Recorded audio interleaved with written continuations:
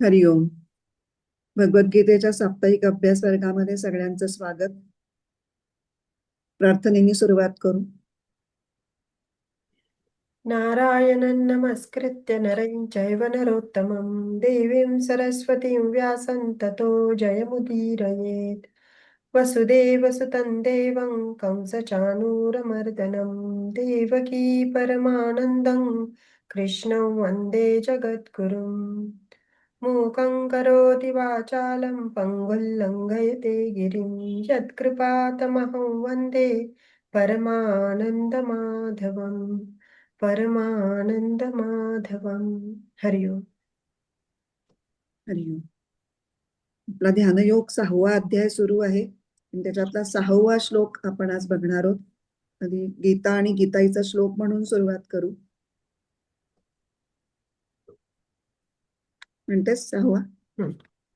बंधुरात्मात्मनस्तस्य येनात्मैवात्मना जितः अनात्मनस्तु शत्रुत्वे वर्तेतात्मैव शत्रुवत्।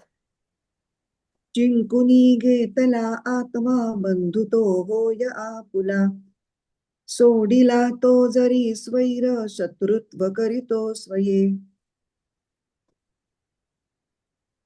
तर 5व्या श्लोकामध्ये आपण बघितलं की काय सांगितलं. संदेश एक वन लाईन मध्ये सांगायचं झालं तर आत्मा म्हणजे आपणच आपला बंधू म्हणजे हितकर्ता आणि आपणच आपला शत्रू होतो. आता हे कसं, आपणच आपला बंधू कसा होतो आणि आपणच आपला शत्रू कसा होतो हे या श्लोकात अधिक स्पष्ट करून सांगितलेलं आहे. तर आपण एकदा या श्लोकाचा मराठी अर्थ, अन्वय अर्थ एकदा वाचून घेऊ, म्हणजे मी बोलते त्याला तुम्हाला रेफरन्स चांगला राहील. येन आत्मा एव आत्मना जितः, ज्याने आत्मरूप बुद्धीने आपल्या स्वतःच्या मनाला जिंकले आहे, तस्य आत्मा आत्मनः बंधू, त्याचा तो स्वतःचा हितकर्ता होतो.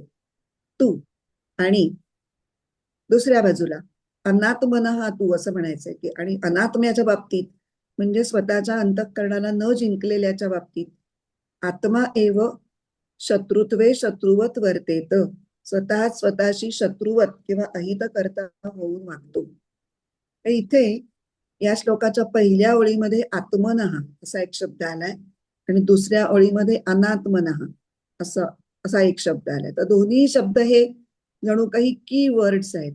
मागच्या ह्याच्यातले बंधू आणि शत्रू असे होते, तर कोण बंधू आहे आणि कोण शत्रू आहे हे सांगणारे की वर्ड्स आहेत आत्मनः आणि अनात्मनः. तर आत्मनः या शब्दाचा काय विचार करायचा झाला तर त्याचा असा अर्थ करावा लागतो की जो आत्मतत्वाला जाणून घेण्याचा प्रयत्न करतो त्याच्या बाबतीत तो स्वतःचा बंधू म्हणजे हितकर्ता असतो. आणि अनात्मनः म्हणजे जो आत्मतत्व जाणण्याचा काहीही प्रयत्न करत नाही त्याच्या बाबतीत तो स्वतःचा शत्रू असल्याप्रमाणे वागतो. आता व्यवहारातल्या आणि ह्या रिलेशनशिप मध्ये थोडासा फरक आहे बरं का. व्यवहारामध्ये कसं की एखादी व्यक्ती आपली मित्र असते, एखादी आपली शत्रू असते आणि एखादी ना मित्र असते ना शत्रू असते, असा मधला पण एक भाग असतो. काय माहित नाही, मित्रही नाहीये आणि शत्रूही नाही, काहीच संबंध नाही, न्यूट्रल. आणि इथे मात्र तसं नाहीये. अनात्मा म्हणजे शत्रूच. मधली ही जी स्टेज जी व्यवहारात आपल्याला सापडते ती अध्यात्मात नाहीये. म्हणजे तुम्ही स्वतः बंधू असण्यासाठी तुम्ही आत्मतत्वाची ओळख करून घेण्याचा, त्याच्याशी जोडलं जाण्याचा प्रयत्न करणं हेच गरजेचं आहे, कारण मनुष्य जन्माचं उद्दिष्टच ते, मुख्य उद्दिष्ट तेच आहे. त्यामुळे आपल्याला आता जो मी म्हटलं की हा माझा शत्रू नाही, माझा मित्र नाही, कुठल्या गोष्टीसाठी काही घेणं देणं असेल नसेल तरच त्या व्यक्तीचा आणि आपला काहीतरी संबंध असेल, चांगला वाईट असा. तसं इथे नाहीये. इथे हेतू वेगळा आहे आणि त्या हेतूमुळे फक्त दिस ऑर दॅट असा तेवढे ऑप्शन, तिसरा ऑप्शनच नाहीये की मला आत्म्याशी काही फारसं घेणं देणं नाहीये पण मी शत्रुत्वात पण नाहीये आणि मित्रत्वात पण नाहीये. तुम्हाला आत्म्याशी घेणं देणं असायलाच पाहिजे असा आग्रह आहे आणि तेच समजून घेणं हे गीता शिकण्याचं आपलं उद्दिष्ट आहे. तर आता इथे आपण पहिल्या ओळीच्या पहिल्या चरणापासून सुरू करू. बंधुरात्मात मनस्तस्य, म्हणजे तस्य आत्मा आत्मनः बंधू, म्हणजे तो स्वतःच स्वतःचा हितकर्ता होतो. हे ऐकल्यानंतर आपल्याला लागलीच उत्सुकता वाटते की कसं, कशामुळे, काय केलं असतं स्वतःच स्वतःचा हितकर्ता होतो. त्याचं उत्तर लागलीच पुढच्या चरणात दिलेलं आहे. येन आत्मा एव आत्मना जिता, ज्यांनी आत्म्यानेच आत्मा जिंकला आहे. आत्मा या शब्दाचे आता बरेच अर्थ आहेत, पण ते संदर्भाच्या अनुकूल आपण घेतो, तेही आपल्याला माहिती आहे. आत्मा म्हणजे शरीर, आत्मा म्हणजे मन, आत्मा म्हणजे बुद्धी, आत्मा म्हणजे आत्मतत्व. मग इथे जे दोन आत्मा शब्द वापरलेत, एकाची तृतीया वापरली आहे आणि एकाची प्रथमा वापरली आहे, तर तो तृतीयेतला आत्मा कोण आणि प्रथमेतला आत्मा कोण, म्हणजे जिंकणारा कोण आणि जिंकला जाणारा कोण, हे बघायचंय. आता याच्यामध्ये आधी एलिमिनेशन करू की काय नसणारे नक्की. बुद्धी नसणारे, बुद्धी निश्चयात्मिका असते, आणि आत्मतत्व स्वतः नसणारे, कारण आत्मतत्वाला जिंकण्याचा प्रश्नच येत नाही. त्यामुळे हे दोन आता बाजूला करू. मग काय उरलं, शरीर मन उरलं. तर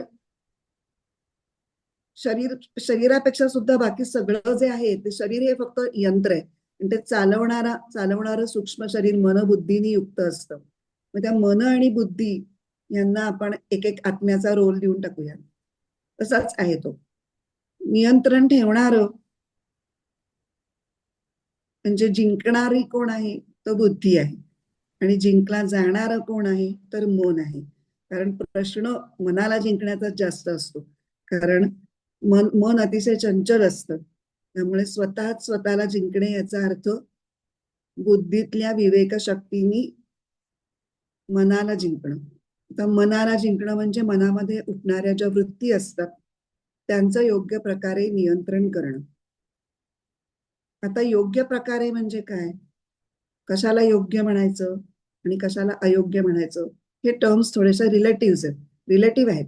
कशाशी रिलेशन आहे त्याचं, हेतूशी. काय करायचंय, उद्दिष्ट काय आहे. अर्थातच गीताशास्त्राचं उद्दिष्ट हे आत्मज्ञान प्राप्त होणं हे आहे. त्यामुळे ते एकदा उद्दिष्ट ठरलं की त्याच्यासाठी योग्य वृत्ती कुठल्या, अयोग्य वृत्ती कुठल्या, हे बुद्धीतल्या विवेकाला आपोआपच कळतं. कळल्यानंतर आता त्या कंट्रोल करायच्या. त्यातल्या म्हणजे विवेकातल्या जो विवेक आणि संयमन शक्ती जी आहे बुद्धीतली, त्या संयमन शक्तीच्या साहाय्याने ज्ञानप्राप्तीला बाधा आणणाऱ्या ज्या वृत्ती आहेत त्या घालवून द्यायच्यात. त्यांना थारा द्यायचा नाहीये, त्या लवकरात लवकर सोडायच्यात, थोपवायच्यात किंवा त्यांना आवर घालायचं. आणि ज्ञानप्राप्तीला पूरक अशा ज्या वृत्ती आहेत त्या वृत्तींना धरून ठेवायचं. हे हे म्हणजे वृत्तींचं नियंत्रण, आणि ह्यालाच म्हणायचं मनाला जिंकणं.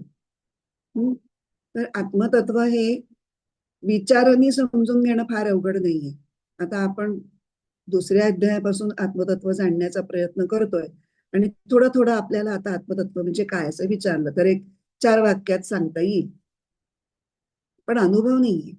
अनुभव कसा येणार आहे, तर चित्त आत्मस्वरूपाशी युक्त झाल्यानंतर जे आपण वाचलं आणि विचारांनी समजून घेतलं त्याचा अनुभव आपल्याला कदाचित येऊ शकेल. पण त्याच्यासाठी तो अनुभव येण्यासाठी आधी मनाची अनुकूलता विकसित करावी लागेल. आणि म्हणून स्वामी स्वरूपानंदांचा आपण मागच्या वेळेला भावार्थ गीतेतलं वाचलं होत्या ओव्या काही या श्लोकावरच्या. त्याच्यातली पहिलीच ओवी काय होती, जिंकुनी मना त्यजुनी मीपणा, आत्मरूप जो झाला तो हित करता, आपुला स्वतः उद्धार तये केला. दोन गोष्टी सांगतात स्वामीजी. पहिलं जिंकुनी मना आणि दुसरं त्यजुनी मीपणा. एकतर मनाला जिंकायला सांगितलंय. ते कशासाठी, स्वतःचा उद्धार करण्यासाठी, स्वतःचा बंधू होण्यासाठी काय करायचंय हा विषय चाललाय.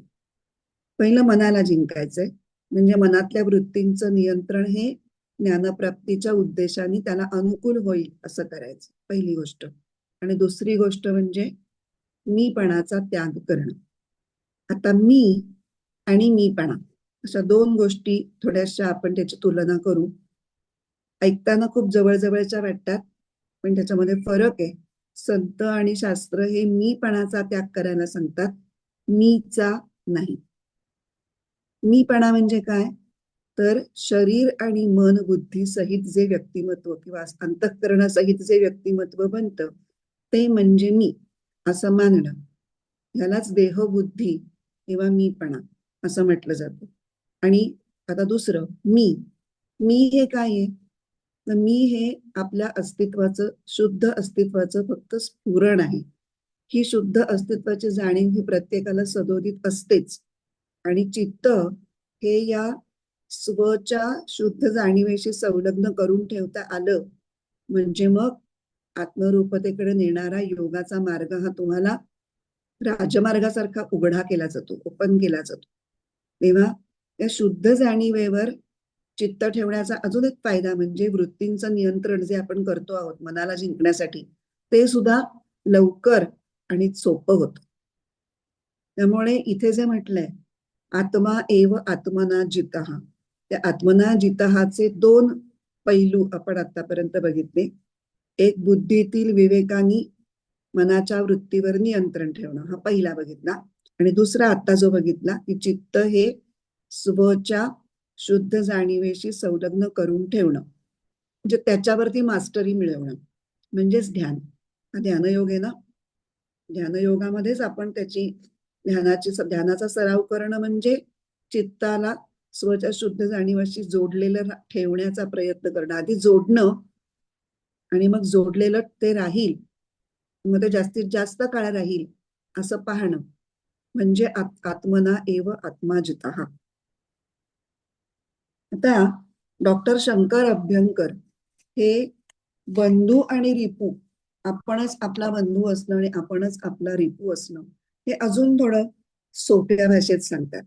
ते काय म्हणतात, सोप्या डेफिनेशन केलं ते, जो इंद्रियांचा स्वामी आहे तो स्वतःचा बंधू आहे आणि जो इंद्रियांचा दास आहे तो स्वतःचा, मी काय चुकीचं म्हणलं मला वाटतं, इंद्रियांचा जो स्वामी आहे तो स्वतःचा बंधू आहे आणि जो इंद्रियांचा दास आहे तो स्वतःचा शत्रू आहे. आता ह्याचा थोडासा विचार केला की आपल्या लक्षात येतं की साधारणपणे रजोगुणी आणि तमोगुणी माणसं ही जास्त करून इंद्रियांचे दास असतात, मनाचे दास असतात. मनाला सुद्धा एक इंद्रियच म्हटलं जातं बरं का. मनःषष्ठानी इंद्रियाणाम असं पुढे भगवद्गीतेत म्हणलेलंच आहे. त्यामुळे 5 इंद्रिय, पंच ज्ञानेंद्रिय, पंच कर्मेंद्रिय आणि मन हे सुद्धा 11वं इंद्रियच म्हटलं जातं. तर आपल्याला उदाहरण व्यसनाधीन माणसांची भरपूर आहेत की व्यसन करून करून सगळे संसार मोडकळीला आलेले आहेत. पार आयुष्याची माती व्हायची पाळी आली किंवा झालीच आहे ऑलमोस्ट, तरी सुद्धा उघड्या डोळ्यांनी ते व्यसनांनाच कवटाळत बसलेले दिसतात. त्यांच्याकडे बघून आपल्याला कळतं की स्वतःच माणूस स्वतःचा कसा काय शत्रू असतो किंवा किती प्रमाणात तो स्वतःचा शत्रू होऊ शकतो. दारुड्या माणसांचं उदाहरण बघितलं, घरटी आपण बघतो आपल्याकडे ज्या मेड्स येतात त्यातल्या 60% मेड्सचे नवरे हे दारू पिऊन मारणारे, बायकांनी कष्ट करून मिळवलेले पैसे हडपून त्याची जाऊन दारू पिणारे असेच आपल्याला बघायला मिळतात. त्यामुळे हा स्वतःचा शत्रू होणे ही व्यसनाधीन एक माणूस समोर आला की लागलीच आपल्याला समजायला खूप सोपं आहे. याच्या उलट, आणि हे सगळे रजोगुणी आणि तमोगुणी असतात. रजोगुणी लोकांना एकतर हाव असते आणि तमोगुणी लोकांना अविचार असतो. तर हाव आणि अविचार हे दोन रजोगुणातले तमोगुणाचे गुणधर्म एकत्र आले की मग काही बघायलाच नको. दुसरा शत्रू काय हानी करेल असा हा माणूस स्वतःच स्वतःची हानी करत सुटलेला असतो आणि पार रसातळाला पोचतो.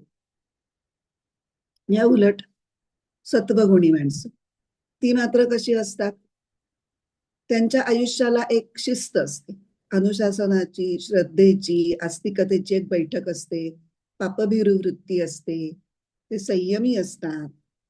त्यामुळे ते व्यसनांना दर बळी पडत नाहीत, पण साध्या साध्या मनोविकारांच्या पासून सुद्धा ते सावध असतात. कसे?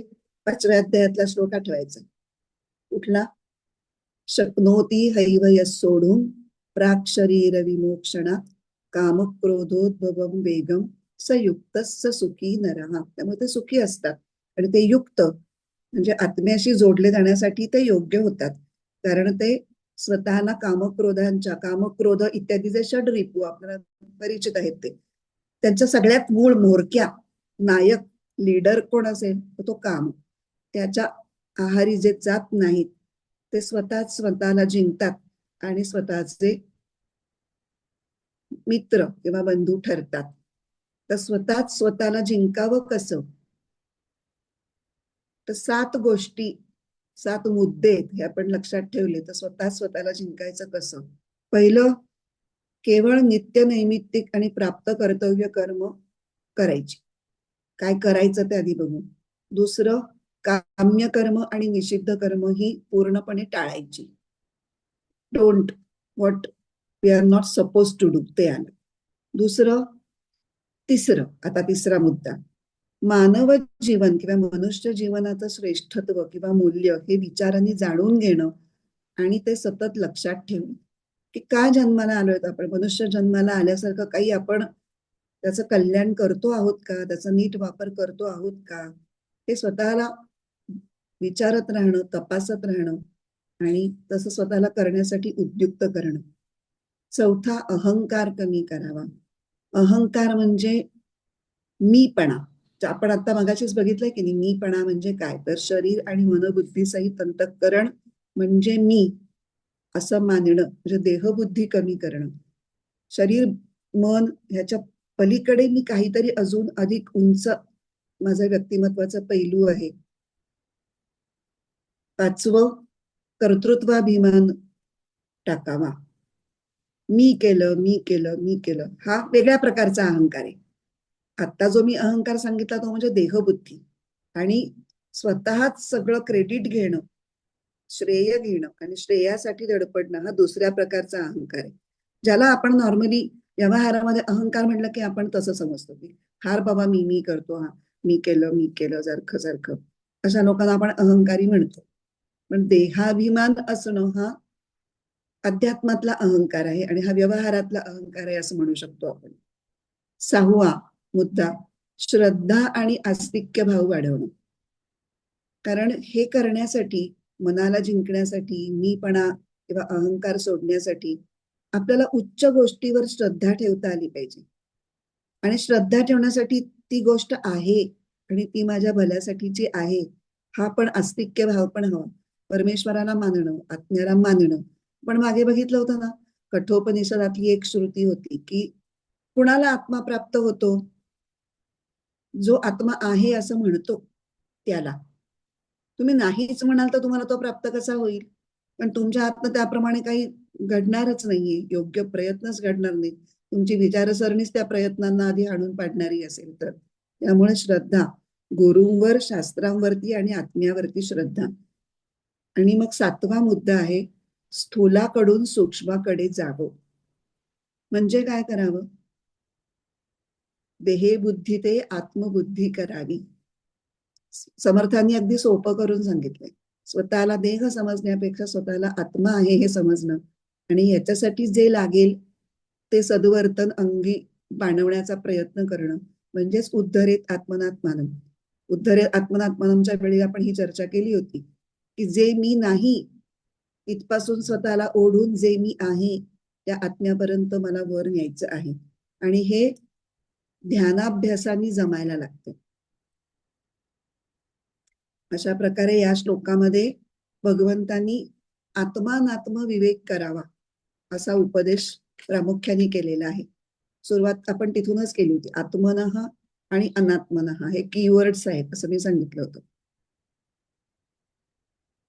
आत्मनः म्हणजे आत्म्याला ओळखणारा किंवा आत्म्याची कास धरणारी व्यक्ती काय करते, तर ती स्वतःचं चैतन्य स्वरूप ओळखते आणि शरीर, मन, बुद्धी, इंद्रिय हे जे असत पदार्थ आहेत म्हणजे विनाशी आहेत, परिवर्तनशील आहेत, सदैव न टिकणारे, अशाश्वत आहेत, त्या पदार्थांच्या वरती स्वतःच्या आनंदासाठी ते अवलंबून राहत नाहीत आणि त्यामुळे ते स्वतःला जिंकतात आणि स्वतःचा बंधू होऊन स्वतःचा उद्धार करतात. इथे आपल्याला पहिला श्लोक या अध्यायातला, अनाश्रित कर्मफलम कार्यम कर्म करोति यः स संन्यासी च योगी च न निरग्निर्न चाक्रियः हा एक आठवायला पाहिजे. आणि पुढचा मला वाटतं चौथा, यदा हि नेंद्रियार्थेषु न कर्म स्वनुषज्यते सर्व संकल्प संन्यासी योगारूढस्तदोच्यते. हे दोन श्लोक इथे आपण का आठवतोय? या संदर्भात त्या श्लोकांच्या वेळेला जी चर्चा केली होती ती सगळी इथे लागू पडते. की विषय कसे आहेत, इंद्रियांचे विषय हे असत पदार्थ आहेत आणि त्या विषयांचा मोह असणं म्हणजे आनंदासाठी त्याच्यावरती अवलंबून राहणं. आणि जे आवडतंय, जे अधिकाधिक हवंय ते करण्यासाठी सतत कर्मामध्ये व्यापलेलं राहणं, यांनी आपला उद्धार होऊ शकणार नाही. कारण आपल्या निम्न व्यक्तिमत्वाच्या स्तरावरतीच आपण राहतो. हे सगळं देहबुद्धीत असण्याचंच लक्षण आहे. म्हणून ह्या दोन श्लोकांची आठवण केली. आणि आत्म्यासाठी प्रयत्न करणारा कसा आहे? तो शरीर, मन, बुद्धी इत्यादी अनात्म जड विनाशी अशा असत पदार्थांवरती आपल्या आनंदासाठी अवलंबून राहत नाही. तो जो राहतो तो स्वतःचं पतन करतो आणि स्वतःचा शत्रू बनतो.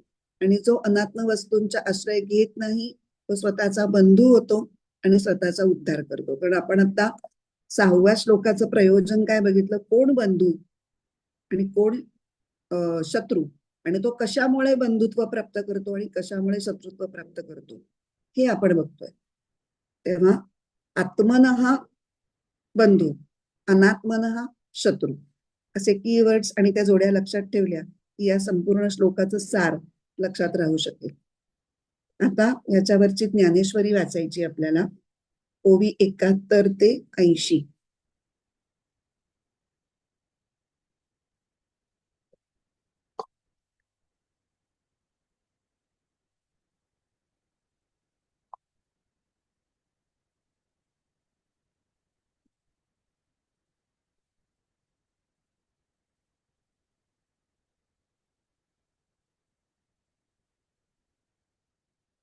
आधी आपण ओव्या आणि अर्थ वाचून घेऊ आणि मग त्याच्यातल्या 1-2 ओव्यांच्या वरती फक्त थोडं बोलायचे ते मी नंतर बोलते.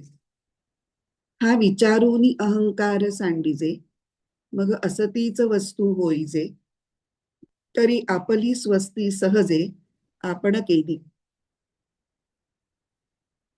विचारपूर्वक आपण अहंभाव सोडावा आणि सद्ब्रह्मरूप व्हावे, म्हणजे आपण आपले कल्याण केले असे सहजच होते.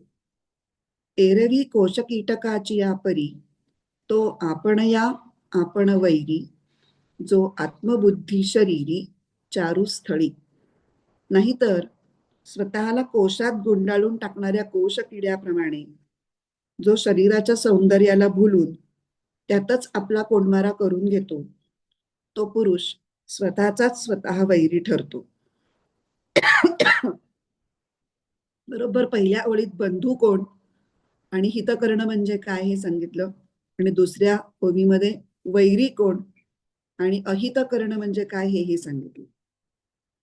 कैसे प्राप्तीची ये वेळे, निदैवा आंधळेपणाचे डोहाळे, की असते आपुले डोळे आपण झाकी. द्रव्य प्राप्तीची संधी आली असता कपाळकरंट्याला आंधळेपणाचे डोहाळे सुचतात आणि पुढे धनठेवा उघडला असता आपले देखणे डोळे झाकून तो ठेवा ओलांडून जातो. त्याच्या पाठीमाग जी कथा आहे ती मी नंतर सांगते. का कवण एकू भ्रमलेपणे, मी तो नव्हे गा चोरलो म्हणे, ऐसा नाथीला छंदू अंतःकरणे घेऊनी ठाके. कोणा एकाला भ्रम होतो आणि तो बडबडत सुटतो की अरे हा मी नाहीच आहे, मी सांडलोय, मला कोणी चोरून नेलंय. असा भलताच छंद तो घेऊन बसतो.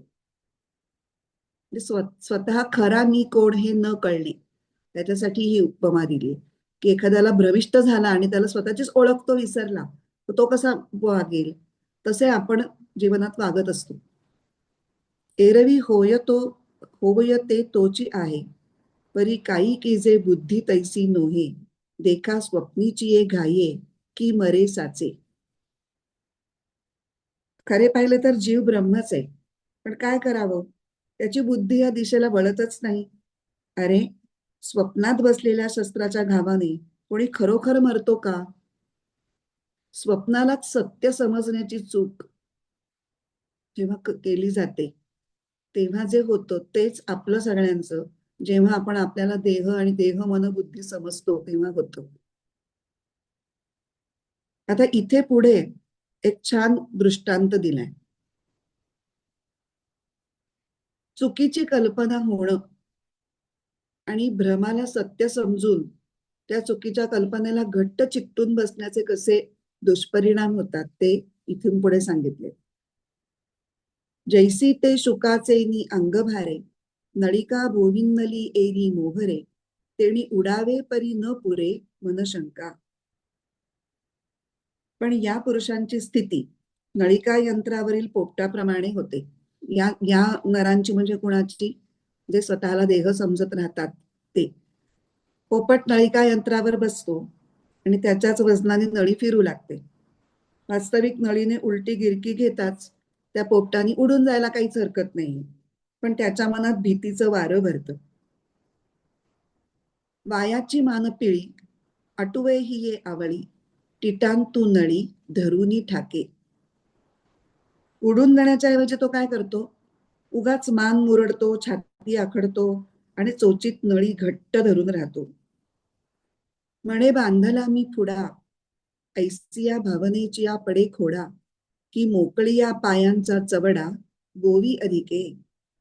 मी आता खरोखरच जखडलो आहे. त्या खोट्याच कल्पनेच्या खोड्यात तो असा अडकतो की आपल्या पायांचा मोकळा चवडा तो त्या यंत्रात अधिकाधिक गुंतवून टाकतो.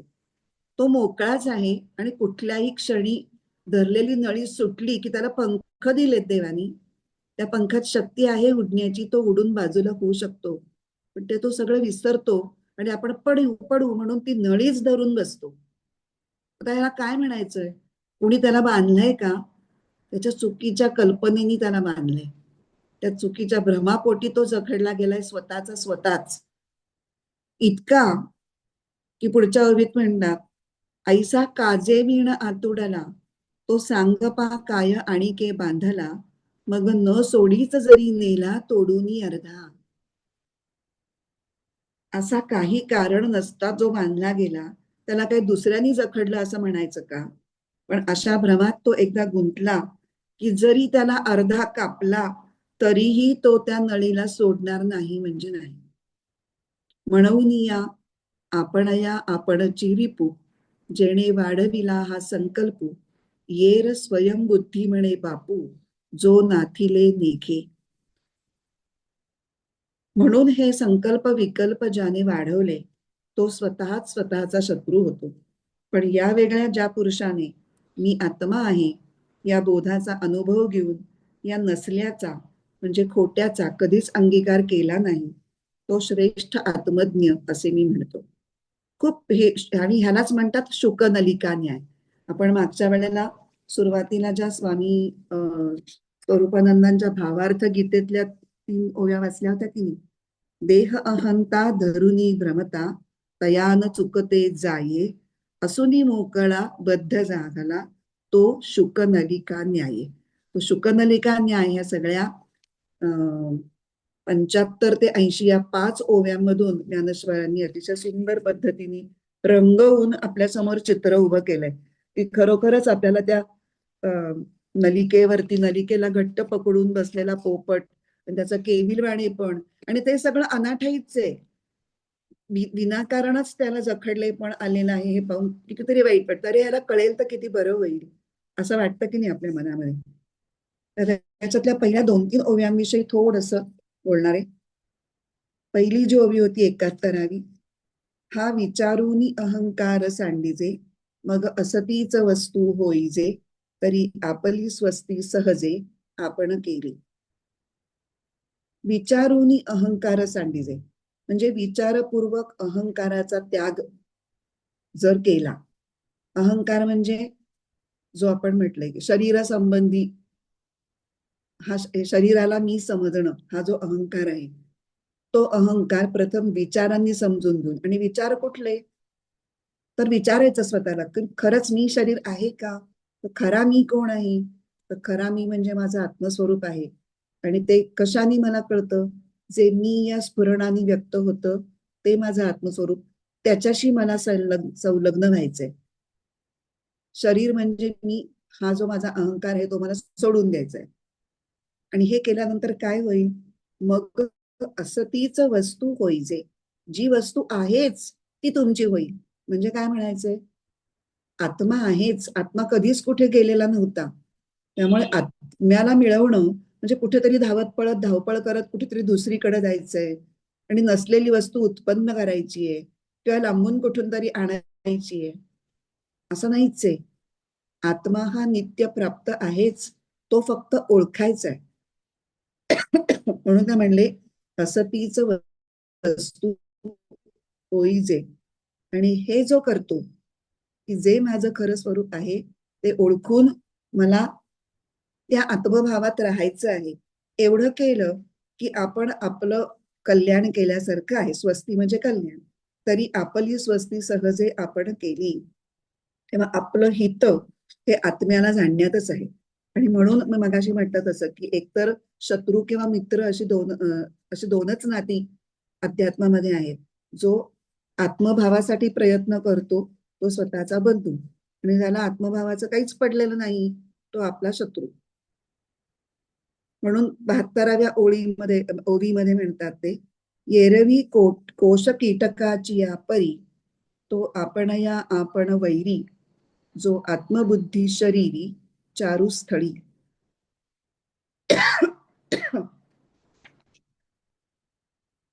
मी मगाशी 71व्या ओवीचं ते सांगितलं तेव्हा एक अभंग मी मागच्या वेळेला तुम्हाला म्हणून दाखवला होता. एक गुरुभजन होतं ते, की गुरुचं एकंदर आत्मकल्याण साधण्यासाठी काय गुरुचा रोल असतो. त्याच्यामध्ये एक पहिलं जे कडवं होतं, आराम नसे जीवास, हे रूप भवाचे खास,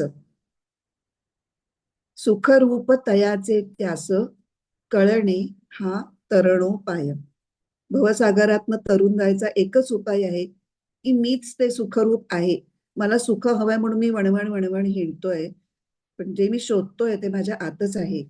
हे ज्याला कळलं, आणि हे कळण्यासाठी गुरु लागतो असं त्या गुरुभजनाचं. पण इथे जे म्हटलंय ना, तरी मग असतीचं वस्तू होई जे, तरी आपली स्वस्ती सहजे आपण केली. गुरु पण आपला एक हितकर्ता असतोच. गुरु हा आपला बंधू असतोच, कारण तो आपल्याला त्याची जाणीव करून देतो. पण ती जाणीव विचारांनी करून दिलेली आहे.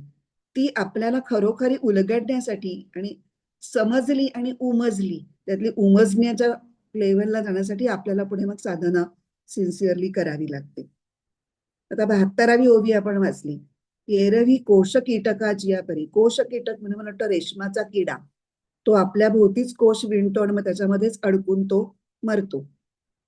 तर तसं आपण स्वतःभोवतीच अज्ञानाचा कोश विणून घेत असतो आणि त्याच्या आत राहतो, आणि ते अज्ञान कसंच बरोबर आहे अशा भ्रमात राहतो. जसं तो पोपट त्या भ्रमात राहतो की मी घट्ट नळी पकडली म्हणजेच मी व्यवस्थित राहणार आहे, आणि नळी सोडली तर मी पडीन आणि मरीन. एक्झॅक्टली उलट होत असतं ऍक्च्युअली. तो पकडला जात असतो तिथे, मरत नाही पण पकडला जातो, स्वातंत्र्य गमावतं त्याचं.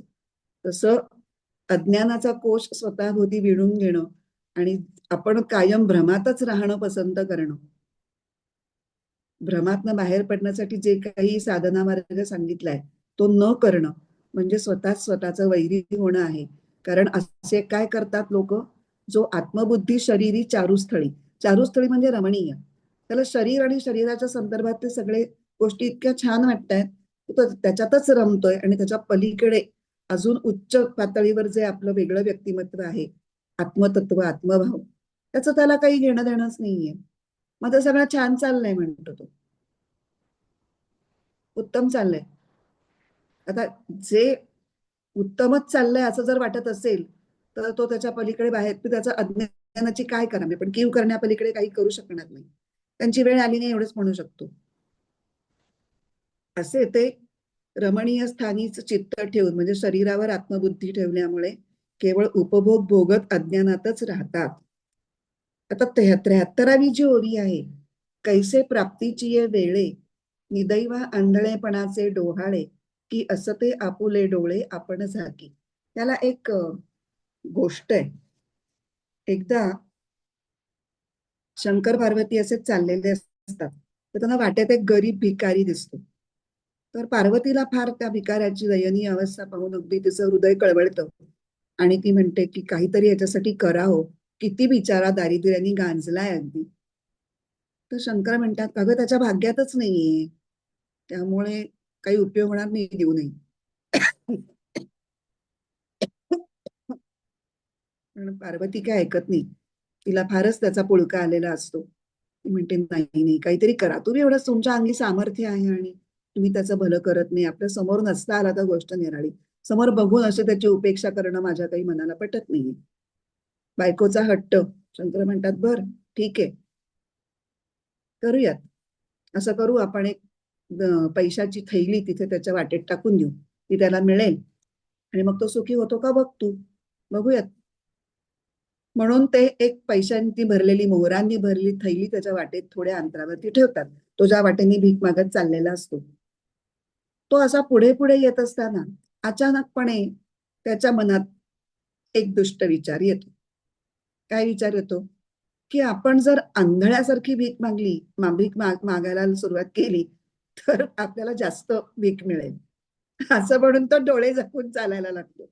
बरोबर त्या ज्या रस्त्यावर काही अंतरावर तो धनाचा ठेवा ठेवलेला असतो, तर तो बघायच्या आधीच, तर त्या दृष्टीपथात येण्याआधीच त्याला हे आंधळेपणाचे डोळे सुचतात आणि तो असा डोळे मिटून असा असा असा करत पुढे जातो आणि ती ठेव तिथेच राहते आणि तो तसाच पुढे जातो, त्याला दिसतच नाही ती. म्हणून ते म्हणलेत की निदैवा आंधळेपणाचे डोहाळे. जसं तुमचं भाग्य असतं तशा तुम्हाला आतून स्फुरणा होतात. म्हणतो ना आपण विनाशकाले विपरीत बुद्धी, ती म्हण इथे आठवते मला. की आता दैवानी दिलं, पण त्याची कर्म अशी होती की त्या कर्मानी बरोबर त्याच्या हातून त्याला अशीच प्रेरणा दिली की चुकीच त्याच्या हातून घडवलं. म्हणून त्या आंधळेपणाचा सोंग करणाऱ्या भिकाऱ्याला जसा समोर ठेवलेला ठेवा दिसत नाही, तसं माणसाला स्वतःमध्ये असलेलं स्वतःच आत्मधन दिसत नाही. एक दुसरी पण अशीच भिकाऱ्याचीच गोष्ट सांगतात की तो एकाच ठिकाणी बसून भीक मागायचा नेहमी, आणि असाच तो भीक मागत मागत शेवटी एक दिवस त्याचा थंडीने मृत्यू होतो आणि मग त्याला पुरायचा कुठेतरी म्हणून तो इथेच बसायचा तर इथेच पुरूयात असं म्हणून ते तिथली जागा खणायला लागतात. तर तो जिथे बसलेला असतो ती जागा खणायला लागतात क्षणी खाली काही अंतरावरती सोन्याच्या मोहरांचा एक मोठा हंडा सापडतो. तो किती दुर्दैवी असला पाहिजे की त्या हंडा तिथेच काही अंतरावर खाली आहे, तो त्याच्यावर बसून फाटक्या वस्त्रावर बसून भीक मागतो आहे. तशी आत्मा हा इतका आपल्या जवळ असून आपण त्याच्यासाठी काही प्रयत्न केले नाही. उद्धरेत आत्मनात्मानम हे मात्र पहिल्यांदाच सांगितलंय. असं आपलं आपलंच काही बसल्या बसल्या काही होणार नाहीये, त्याच्यासाठी काहीतरी करावं लागेल, प्रयत्न करावे लागतील. त्यामुळे आणि शुकनालिका न्यायाची तर गोष्ट आपण तो सगळा दृष्टांत आपण वाचलाच तो कळायला सोपा होता की त्याचा संसार आणि देहबुद्धी सुटत नाही आणि तो अज्ञानालाच पक्क धरून ठेवतो. तो कसा संसारामध्ये अडकतो आणि स्वतःला स्वतःशीच शत्रूप्रमाणे वागतो आणि स्वतःचा नाश करतो. स्वतःचा नाश करणं म्हणजे काय आहे की तो त्या कर्माच्या गाठोड्यात भर टाकत राहतो, कर्मबंधनामध्ये अडकलेला राहतो, पुन्हा पुन्हा जन्ममरण घेतो आणि मनुष्य जन्माचा जो उपयोग त्यांनी करणं अपेक्षित आहे तो सोडून तो बाकी सगळं काही करतो. जे महत्वाचं आहे ते सोडून बाकी सगळे क्षुल्लक गोष्टी करून आपलं संचिताचं गाठोडं मात्र तो वाढवत राहतो. इथे हा या श्लोकावरचं विवेचन. आपण 7व्या श्लोकाला जाऊयात.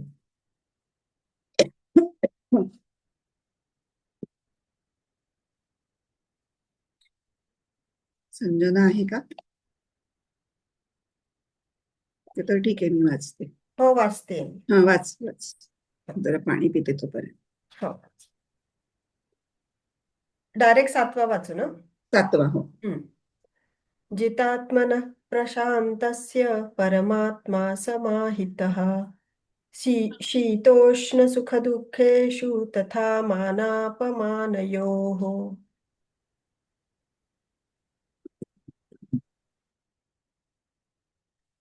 जितात्मा शांत जो झाला ऐसे ब्रह्मची एकले, देखे ब्रह्मच एकले, मानापमानी शीतोष्णी सुख दुःखी समावले. पदच्छेद वाचू. जितात्मनः प्रशांतस्य परमात्मा समाहितः. संधी नाहीच आहेत फारसे. शीतोष्ण सुख दुःखेषु तथा मानापमानयोः. अन्वय आणि अर्थ बघू. जितात्मनः प्रशांतस्य शीतोष्ण सुख दुःखेषु तथा मानापमानयोः परमात्मा समाहितः. चित्तात्मनः, ज्याने आपलं अंतःकरण जिंकलं आहे, म्हणजे जो आत्मसंयमी आहे, अशासाठी, अशा माणसासाठी. आणि प्रशांतस्य, जो प्रशांत म्हणजे प्रकर्षाने शांत आहे, अशाच्या बाबतीत शीतोष्ण सुख दुःखेषु, शीत उष्ण आणि सुख दुःख, तसंच मानापमान तथा मानापमानयोः, तसेच मान अपमान या आणि अशा सारख्या द्वंद्वांमध्ये परमात्मा समाहितः, त्याचं चित्त परमात्म्याशी तदाकार असतं. त्याचं चित्त विचलित न होता आत्मस्वरूपी स्थिर राहतं. याच्यावरचे भावार्थ गीतेच्या 2 ओव्या त्या वाचते. परिविजितात्मा पूर्ण काम तो परम शांती संपन्न, देखे भरला जगी एकला परमात्मा परिपूर्ण, म्हणून तया सुख दुःख सारिखे मान आणि अपमान, समान शीतोष्णादी द्वंद्वे एक रूपती जाण. स्वामी स्वरूपानंदांच्या रचना या अत्यंत सोप्या आणि गेय असतात. त्यामध्ये काव्याचाही एक भाग आहे आणि गोष्ट सोपी करून सांगण्याचा पण दुसरी त्यांची हातोटी त्याच्यामध्ये फार भावण्यासारखी आहे. आता आपण पहिल्या 9 श्लोकांचा जो विभाग बघतोय की नाही, त्याच्यातल्या आपण शेवटच्या 7, 8, 9 या भागामध्ये आलोय. आणि या 3 श्लोकांमध्ये योगज्ञानाची परिपूर्णता ज्यांनी गाठलेली आहे, अशा योग्याच्या, ध्यान योग्याच्या अंतःकरणाची जी एक उन्नत स्थिती आहे, त्या स्थितीचं वर्णन वेगवेगळ्या विशेषणांनी भगवंत करतायत.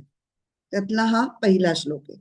तर ह्याच्यामध्ये ज्ञानीचे 3 गुण सांगितले. पहिला जितात्मना, म्हणजे त्याचं जितात्मा असणं, म्हणजे मनावरती त्याचा संयम असणं.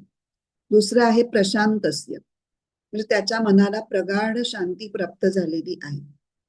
प्रगाढ शांती म्हणजे कशामुळेही जी शांती बिघडत नाही, कायम शाश्वत शांती प्राप्त झालेली आहे, अशी प्रशांत.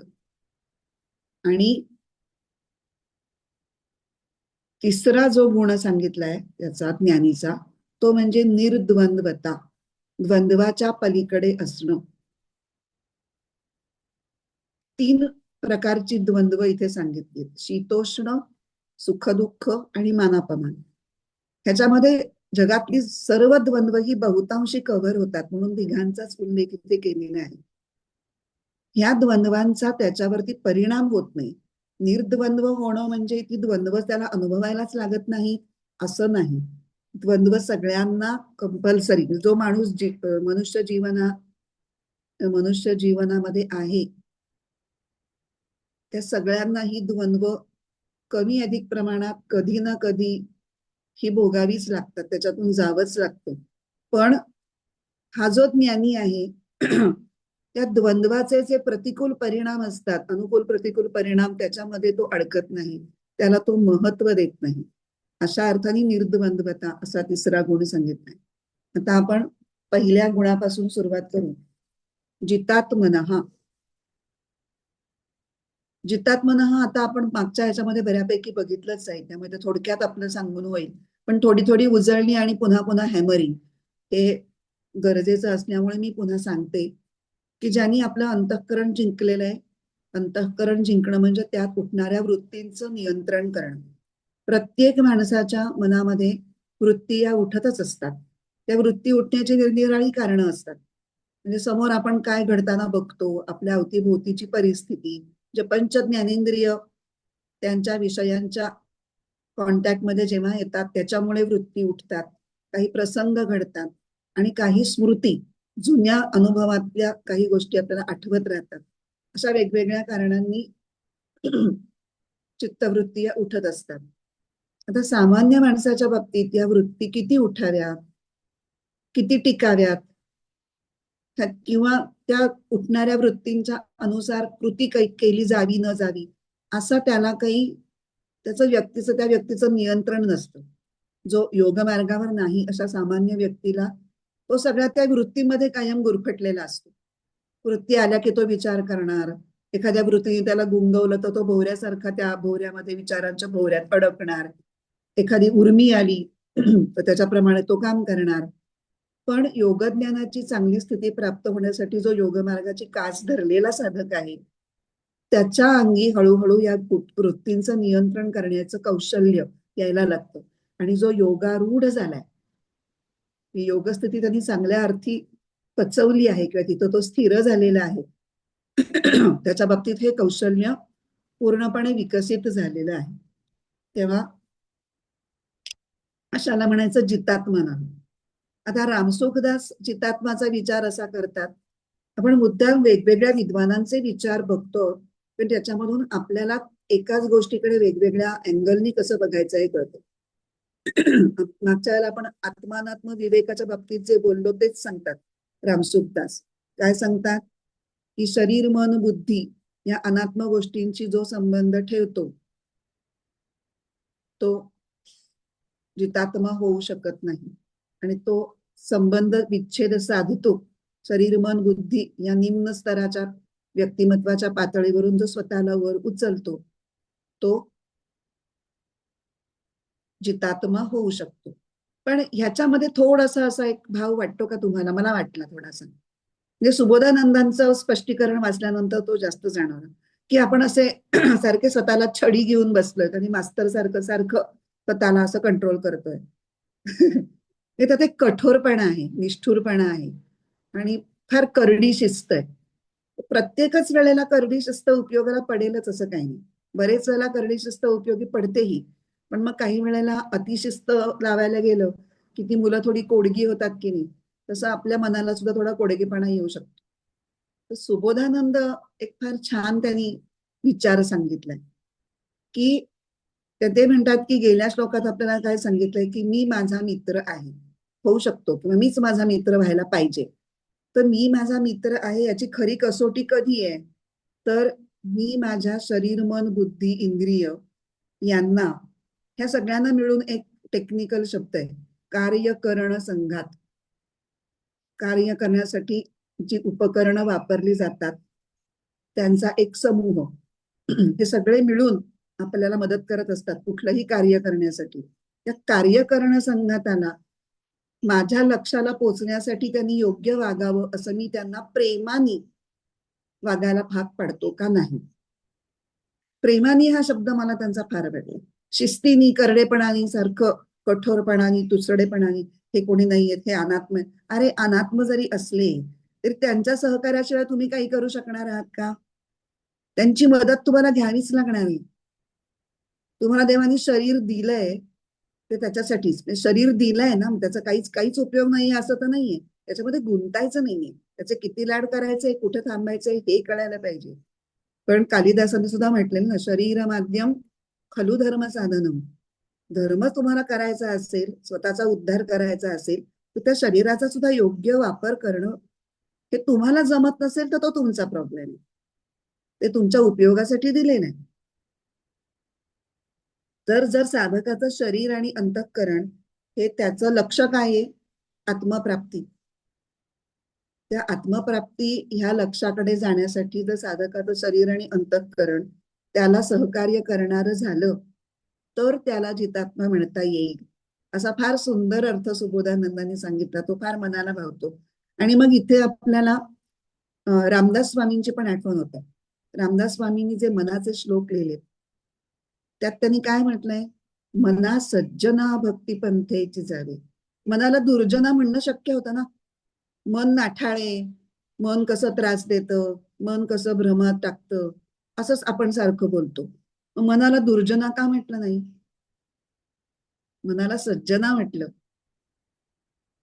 कारण तुम्ही त्याचा वापर करून घ्यायचा म्हणून त्याच्याशी जरा गोड, म्हणजे सगळे मनाचे श्लोक जर बघितलेत ना त्याच्यामध्ये करडी शिस्त कमी आणि प्रेमाने पाठीवर अगदी थापटून थोपटून अंजारून गोंजारून त्या मनाला शिकवतायत, सुधारतायत, समजावतायत, अशी एक भूमिका रामदासांची दिसते, जी सुबोधानंदांना पण अभिप्रेत आहे असं मला वाटलं.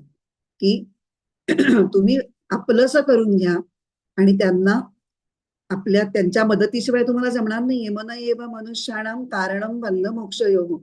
मोक्षापर्यंत जायचंय तर एकटी बुद्धी तुम्हाला फक्त कामाला येणार नाहीये. मनही हवंय, पण बुद्धी मनाला कंट्रोल करणार, मन इंद्रियांना कंट्रोल करणार, इंद्रियांचा संघात म्हणजेच शरीर, या सगळ्यांची मदत घेऊन तुम्हाला पुढे जायचं आहे.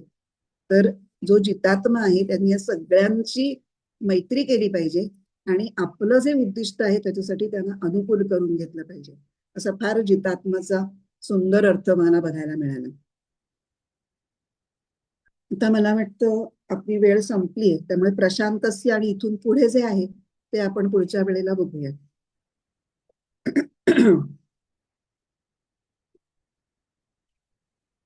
प्रार्थना म्हणते. ओम पूर्णमद पूर्णमिदं पूर्णात् पूर्णमुदच्यते पूर्णस्य पूर्णमादाय पूर्णमेवावशिष्यते. ओम शांती शांती शांती. हरि ओम. श्री गुरुभ्यो नमः. हरि ओम.